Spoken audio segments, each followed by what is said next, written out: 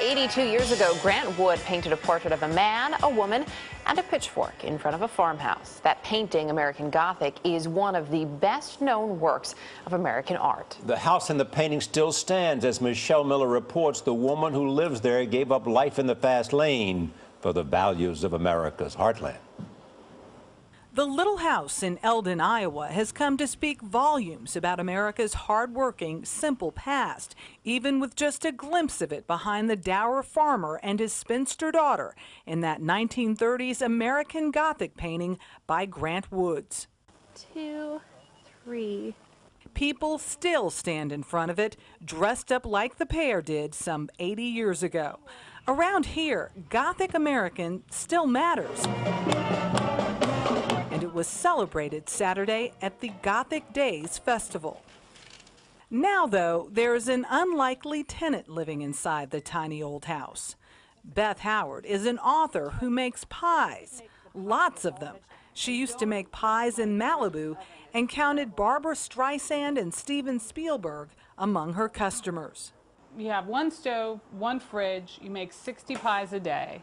Oh, you mean like, is that how I make a living? Yes. No. You can't make a living off pie. It's really passion, you know, it's good for the community. It brings people here.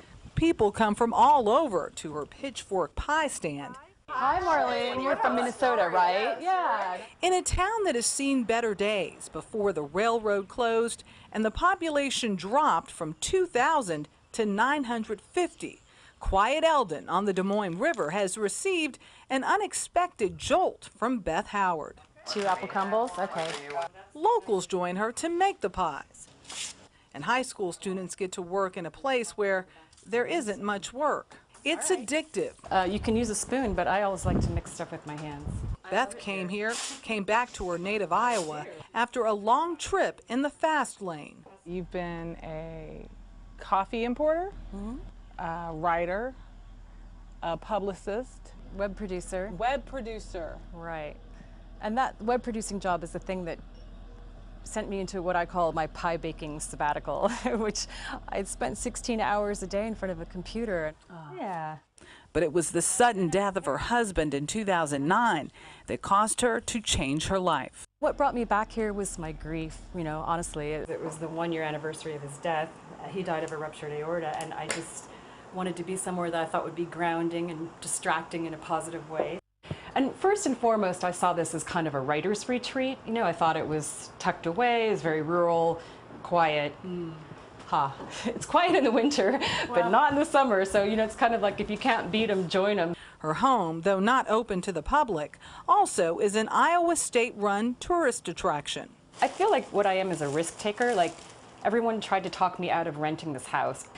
I just said, I don't know how it's all going to work out, but I'm willing to give it a shot. And that's what I think most people are afraid to just try it. Yeah.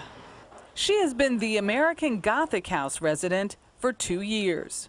She wrote Making Peace, a memoir of love, loss, and pie, sitting right here at the table where she rolls out the dough and overcame her fears.